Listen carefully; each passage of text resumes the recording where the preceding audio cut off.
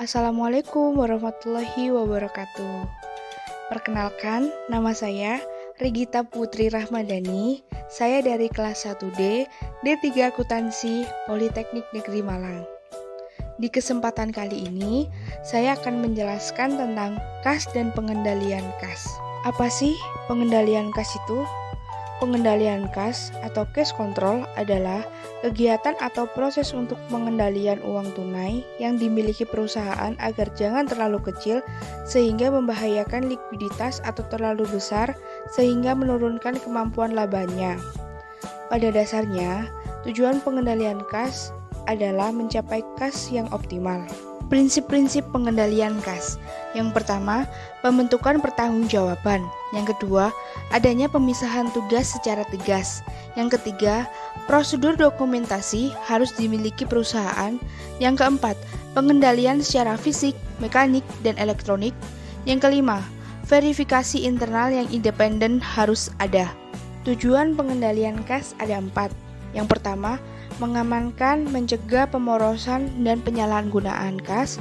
Yang kedua, menjamin ketelitian dan dapat dipercayai atau tidaknya dana akuntansi tentang kas.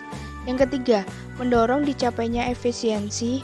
Yang keempat, dipatuhinya kebijakan manajemen tentang kas.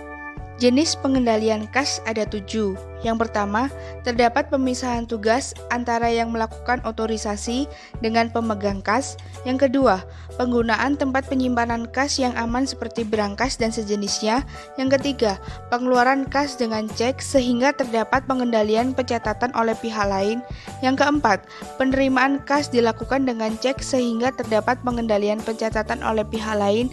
Yang kelima, rekonsiliasi bank antara pencatatan perusahaan dengan rekening koran bank.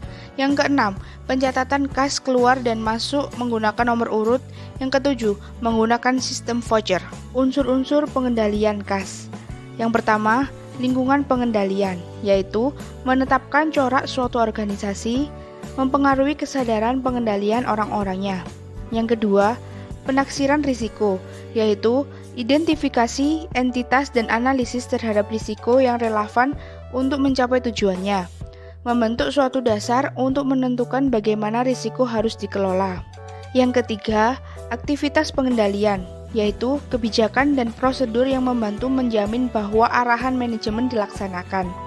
Yang keempat, informasi komunikasi, yaitu pengidentifikasian, penangkapan, dan pertukaran informasi dalam suatu bentuk dan waktu yang memungkinkan orang melaksanakan tanggung jawab mereka.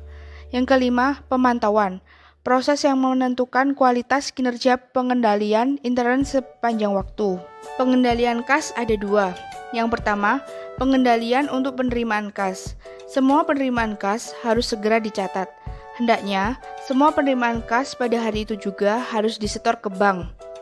Adanya pemisahan fungsi antara petugas yang menangani penerimaan kas dilakukan dengan mesin cash register. Yang kedua, pengendalian untuk pengeluaran kas.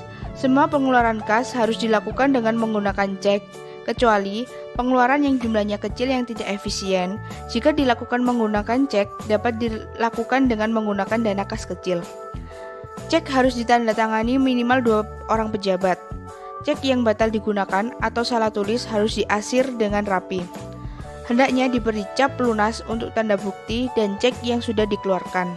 Pengertian kas. Kas adalah alat pembayaran yang siap dan bebas digunakan untuk membiayai kegiatan perusahaan. Ciri-ciri kas ada 3. Yang pertama, kas adalah aset perusahaan yang paling liquid. Yang kedua, kas bisa dipakai sebagai standar pertukaran yang paling umum. Yang ketiga, kas bisa dipakai sebagai basis perhitungan serta pengukuran. Setara kas. Setara kas atau cash equivalent adalah investasi yang sifatnya sangat liquid, berjangka pendek, dan yang dengan cepat dapat dijadikan kas dalam jumlah yang dapat ditentukan dan memiliki risiko perubahan nilai yang tidak signifikan. Sekian materi yang saya sampaikan, semoga video ini bermanfaat bagi kita semua. Dan terima kasih atas perhatiannya, mohon maaf bila ada kesalahan dan kekurangan dari saya. Terima kasih, wassalamualaikum warahmatullahi wabarakatuh.